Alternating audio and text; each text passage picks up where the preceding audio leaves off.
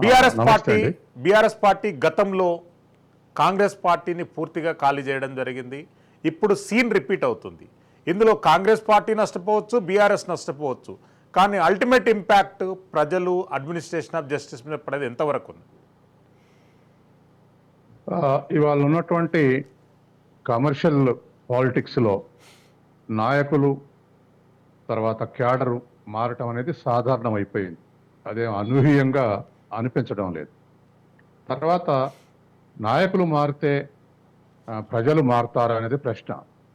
కానీ ఒక ఎగ్జాంపుల్ ఉంది కదా, అసెంబ్లీ ఎలక్షన్ల ముందు సిట్టింగులకే బీఆర్ఎస్ స్థానాలు ఇవ్వటంతో అసంతృప్తి ఉన్నటువంటి ఎంపీపీలు, జడ్పీటీసీలు, ఎంపీటీసీలు, సర్పంచులు ఒక 30% కాంగ్రెస్లోకి వచ్చేశారు.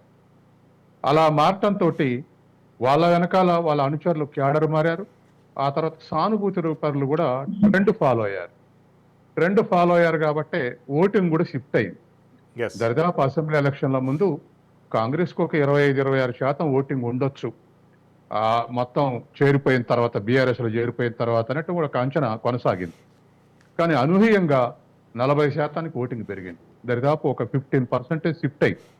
అంటే నాయకులు మారితే ప్రజలు మారుతారా అంటే ప్రత్యక్షంగా ఉన్న క్యాడర్ మారిన తర్వాత ఆ ట్రెండ్ ప్రజలు కూడా ఫాలో అయ్యేటువంటి అవకాశం ఉంది. అలా బెనిఫిట్ అవుతున్నాయి కాబట్టే అనేక రాష్ట్రాల్లో ఈ పార్టీ మార్పుల్ని ప్రోత్సహిస్తూ ఉన్నారు వివిధ రాజకీయ పార్టీలు. ఒక రాష్ట్రంలో ఒక పార్టీ ప్రోత్సహిస్తే మరొక రాష్ట్రంలో మరొక పార్టీ ప్రోత్సహిస్తుంది. ఎలక్షన్లు అయిన తర్వాత ఇప్పుడు మాసివ్గా మున్సిపల్ కౌన్సిలర్స్ కాంగ్రెస్లు చేరిపోయారు. తర్వాత మున్సిపాలిటీలు, మున్సిపల్ చైర్మన్లు కూడా వాళ్ళ కైవసం అయినాయి. కాబట్టి ట్రెండ్ కాంగ్రెస్ వైపు కొనసాగుతుంది కాబట్టి ఇవాళ బీఆర్ఎస్ డిసడ్వాంటేజ్లో పడింది. అందుకని ఇవాళ బీఆర్ఎస్ సస్టైనబిలిటీ కోసం పాకులాడుతుంది. సర్వైవల్ క్వశ్చన్ ఎదురైంది బీఆర్ఎస్కు. Yes. బీజేపీ ఈ బీఆర్ఎస్ నర్వస్నెస్ నుండి బలం పుంజుకోవాలన్నటువంటి ప్రయత్నం బీజేపీ చేస్తూ ఉంది. కానీ ఇవాళ పార్లమెంట్ ఎలక్షన్లో నేషనల్ ఎజెండా డిబేట్ అవుతుంది కాబట్టి, అది కాంగ్రెస్ బీజేపీ మధ్య డిబేట్ అవుతుంది కాబట్టి అదొక డిసడ్వాంటేజ్ని బీఆర్ఎస్ ఫేస్ చేస్తుంది. ఎందుకంటే ప్రాంతీయ పార్టీ, ఓడిపోయిన పార్టీ, బలహీన పడుతున్న పార్టీ పార్లమెంట్ ఎలక్షన్స్ని ఫేస్ చేయడం అనేది ఒక డిసడ్వాంటేజ్.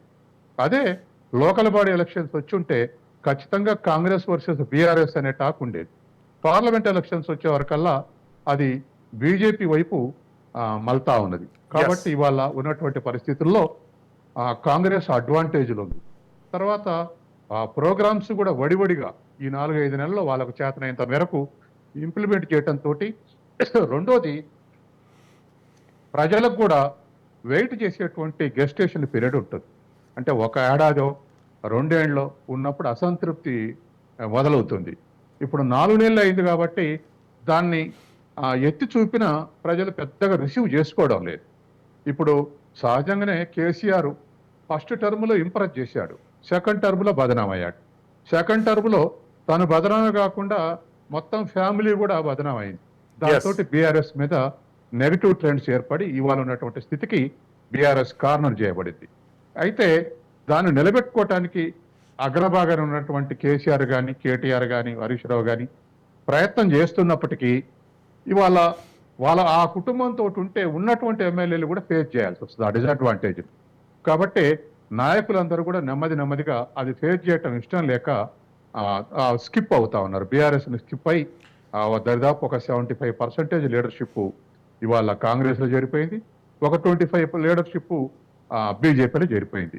కాబట్టి ఇవాళ ఉన్నటువంటి ఈ పొలిటికల్ సినారియోలో ఇవాళ సెకండ్, థర్డ్ ప్లేస్ కోసం ఫైట్ చేస్తున్నాయి.